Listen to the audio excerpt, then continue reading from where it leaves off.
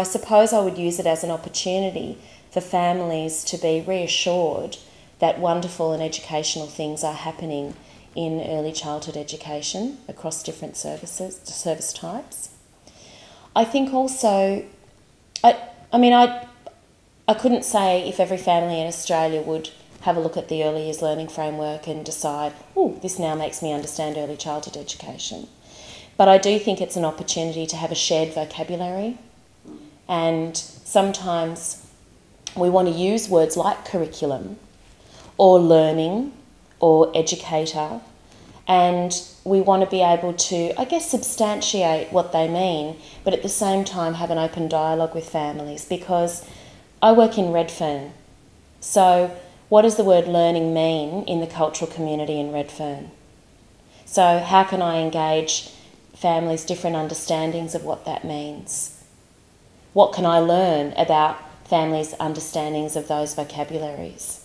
So again, it's an opportunity for looking for difference, looking for diversity, and seeing to what extent I can then be engaging difference and diversity in how I understand my practice and in how I can contribute that to the broader early childhood field. I think there are many, many, many opportunities to engage parents' interest and attention through the early years learning framework. I think the one that will speak to them the easiest are the learning outcomes. They're very tangible. Parents all over the world are concerned about their children being successful. And so the learning outcomes and the way that they're written with a whole range of indicators, I think give educators really quite powerful, non-threatening and professionally sound ways of getting parents to speak the language with them. I think there are many ways that the EYLF can be usefully used with families. Some families would want to read the whole document, some families would be happy to read just the short pamphlet that was attached to the document.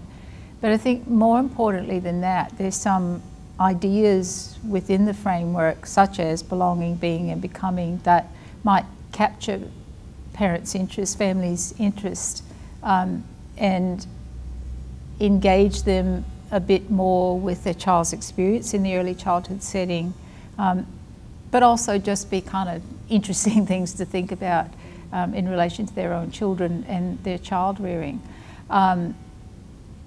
So I've never really thought of, kind of orienting families to the EYLF or something that's kind of broad and comprehensive, but more finding ways of encouraging them to buy into their child's experience, because hopefully that's one of the most powerful messages in the ELF, is the importance of working in partnership with families and the importance of children's experience being negotiated. So, you know, simple things like doing more than just displaying the program to fill them in on what's really happening, going beyond just listing the activities that you do and talking to families about what children are learning and why you're doing certain things and what children are getting out of them.